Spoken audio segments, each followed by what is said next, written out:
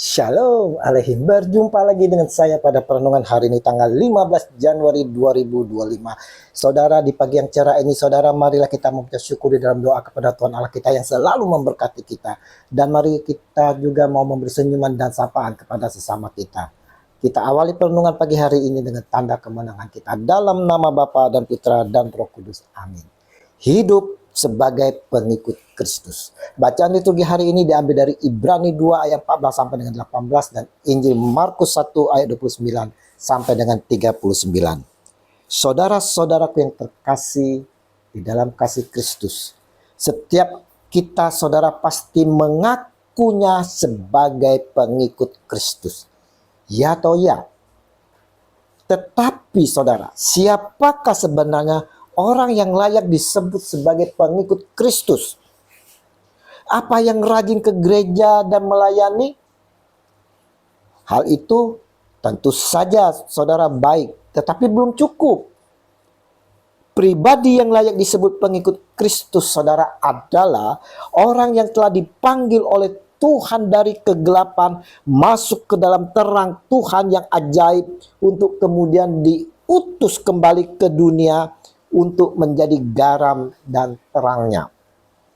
Dengan kata lain saudara, kehadiran orang-orang percaya pengikut Kristus mampu membawa perubahan, memberi dampak yang baik terhadap orang lain.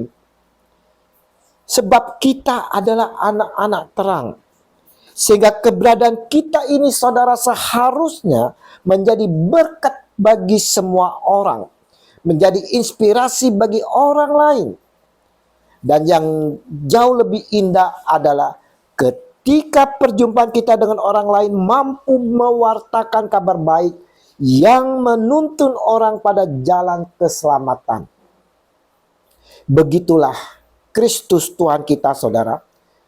Kita perlu belajar dari Dia yang kita ikuti, di mana banyak membawa perubahan bagi mereka yang berjumpa dengan dirinya. Mari kita mau belajar cara hidup seperti apakah yang patut kita tampilkan sebagai pengikut Kristus sehingga dapat mengubah orang lain.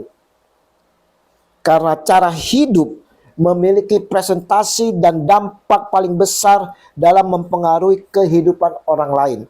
Dapat kita bandingkan dalam Kisah Para Rasul 2 ayat 41 sampai dengan 47 dan 1 Petrus 2 ayat 12.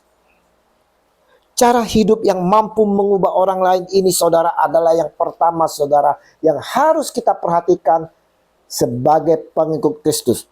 Yang pertama, cara hidup yang telah diubahkan oleh Tuhan. Kisah Para Rasul 9 ayat 1 sampai 19 dan 1 Timotius 1 ayat 12 sampai dengan 17.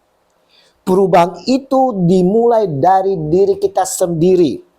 Dan perubahan bukanlah suatu perubahan sampai terjadi perubahan saudara. Kita tidak dapat mengubah orang lain sebelum kita sendiri berubah atau diubahkan Tuhan.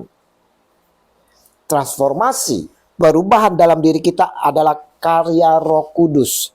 Yohanes 16 ayat 8 sampai dengan 10. Yang mana saudara prosesnya berjalan seumur hidup kita. Diawali dengan pertobatan dan dilanjutkan dengan proses pengudusan. Sehingga menghasilkan buah pertobatan. Dan juga menghasilkan buah-buah roh dan buah-buah pengudusan. Contohnya kita dapat melihat saudara, Rasul Paulus menjadi sosok yang dipakai Tuhan untuk mengubah orang lain setelah ia sendiri berubah dan diubahkan oleh Tuhan. Kisah Para Rasul 9 ayat 1 sampai dengan 19a. Yang kedua saudara, cara hidup yang sadar akan tugas dan panggilannya. Markus 1 ayat 38. Perhatikan sabda Yesus dalam Injil hari ini. Marilah kita pergi ke tempat lain, ke kota-kota yang berdekatan supaya di sana juga aku memberitakan Injil karena untuk itu aku telah datang. Markus 1 ayat 38. Kita harus menyadari saudara akan tugas dan panggilan kita. Kita haruslah jalankan apa yang diperintahkan dan ini menjadi keharusan bagi kita semua. Rasul Paulus sampaikan kepada kita, karena jika aku memberitakan Injil, aku tidak mempunyai alasan untuk bermegah diri. Sebab itu adalah keharusan bagiku. Celakalah aku jika aku tidak memberitakan Injil. 1 Korintus 9 ayat 16. Tugas dan panggilan kita adalah untuk memberitakan Injil. Dan yang ketiga, saudara, cara hidup yang mampu memberi solusi. Markus 1 ayat 29 sampai dengan 34. Bukannya mampu membuat masalah, saudara. Bukannya mampu menggosip, tapi mampu memberi solusi. Injil hari ini kita lihat Yesus memberi solusi dengan menyembuhkan demam ibu mertua Simon. Ayat 30 dan 31. Bahkan saudaraku yang terkasih, ia menyembuhkan juga banyak orang yang menderita berbagai macam penyakit dan kerasukan. Ayat 32 dan 34. Bukankah banyak sekali hidup kita tidak bisa jadi berkat, saudara? Sebab hidup kita ini bukan memberi solusi bagi orang lain, tetapi justru menjadi biang keladi, biang masalah. Yang keempat, saudaraku yang terkasih, cara hidup yang mengutamakan dan mengandalkan Allah. Markus 1 ayat 35. Walau begitu sibuk dan keletihan karena pelayanannya, tidak membuat Kristus mengabaikan kebutuhan spiritualitasnya, saudara. Itulah yang menjadi sumber kekuatannya untuk menghadapi tantangan pelayanan. Hidup kita yang penuh gejolak, yang membuat kita sendiri kelelahan, saudara. Kita pun butuh kekuatan ilahi, saudara. Dengan mau hidup mengutamakan Allah dan mengandalkannya. Itulah letak sumber kemenangan kita. Yang kelima, saudaraku, yang harus kita perhatikan adalah cara hidup yang rendah hati dan bijaksana. Markus 1 ayat 34 sampai dengan 39. Beda dengan manusia yang selalu mencari popularitas, saudara. Yesus berdoa dan pergi ke daerah yang lain untuk memberitakan Injil. Kita lihat Rasul Paulus yang mengabaikan semua haknya dalam Injil dan demi Injil, dan rela menjadi apa saja demi memenangkan jiwa-jiwa kepada Kristus. Itulah bukti dan teladan betapa kerendahan hati dan sikap yang bijak diperlukan oleh sosok yang ingin dipakai Tuhan untuk mentransformasi orang lain. Dan yang keenam, saudara, cara hidup yang penuh kasih, saudara.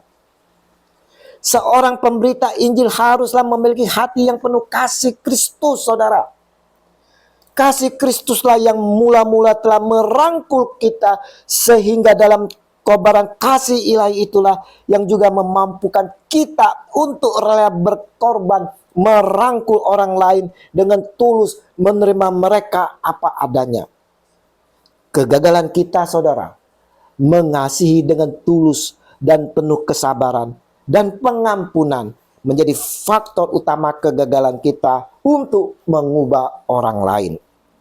Saudara-saudaraku yang terkasih, Regi hari ini, saudara, mau menyampaikan kepada kita semua bagaimana seharusnya kita bersikap dalam hidup sebagai pengikut Kristus. Yang terutama, saudara, dari semuanya ini, saudara, adalah kita harus memiliki hati yang penuh kasih.